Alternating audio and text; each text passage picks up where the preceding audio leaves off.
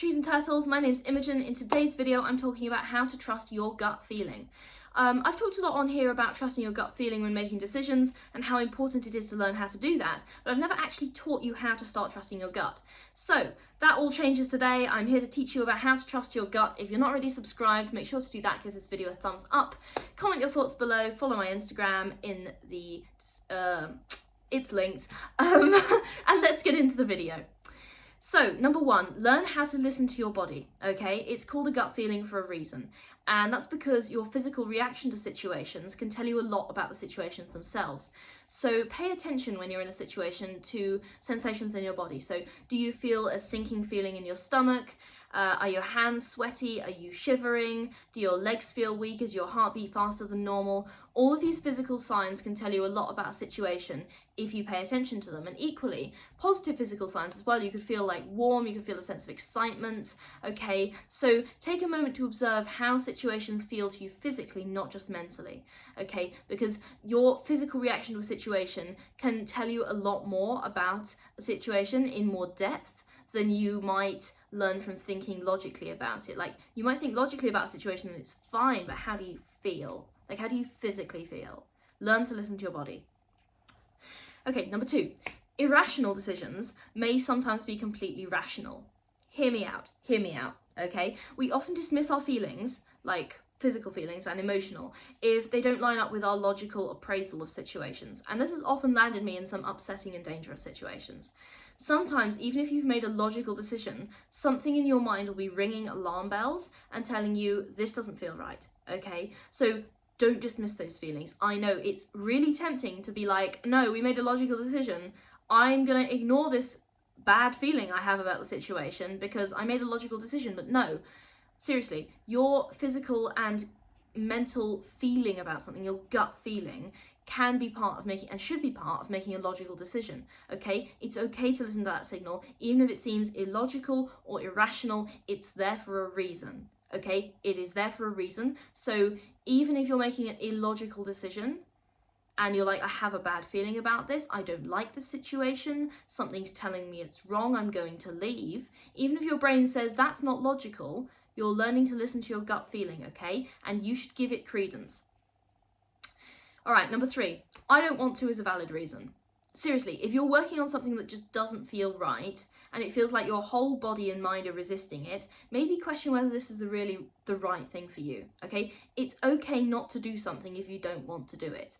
And I'm not talking about like you've decided that you've got this dream goal and you're working on it and it's a little bit boring and you don't want to do it. I'm talking about situations where you've got a really terrible feeling about something and you're trying to just ignore that and you're trying to push through, but your gut feeling is just telling you, no, this is a bad idea, and you're pushing past that and you're ignoring it, but you really physically do not want to, okay? It's okay to listen to that. It's okay to just walk away from something because you don't want to do it.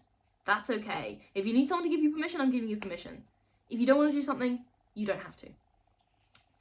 Okay. Explore the reasons behind your gut feeling. If you want to bring logic into it a little bit, your gut feeling is developed through experience and sometimes just goes based off vibes, but your body and mind have learned to read vibes via experience, okay? So question, what experiences in the past have led you to have a good feeling or a bad feeling about a given situation? This can really help you add context to your gut feeling. If you're feeling that all of this is about like too irrational and, you know, there's no reason behind it, actually there is a reason. Your gut feeling is just an accumulation of experience, okay? So sometimes maybe you don't remember those experiences, which is why you're thinking, where does this feeling come from? It's something that you don't remember, but your body or your mind at some level does, okay? And it's trying to protect you and help you using that gut feeling. So even if you don't remember a bad experience you've had, your gut feeling is probably going to remember it. And it's going to be like, we've been here before, it was bad, don't go there again. And you're like, why do I feel like this? Why do I feel uneasy? I don't remember being in a bad situation before, but maybe you were and maybe you've forgotten about it, okay? So there are reasons behind your gut feeling, and one of the biggest reasons is experience. So listen to that, because experience is very valuable in helping you determine what's right in a situation and what could potentially be wrong. Okay, the next point is to accept that your gut feeling may sometimes be wrong, okay?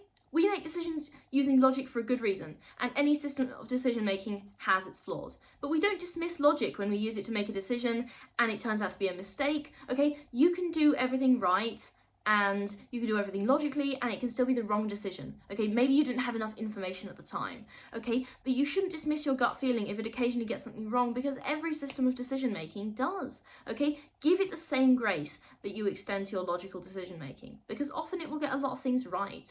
And just because it feels less logical doesn't mean that it's any less valuable, okay? So give it the same grace that you extend to all your other systems of decision making, and accept that sometimes, yes, your gut feeling will be wrong, but that doesn't make it bad and it doesn't make it useless.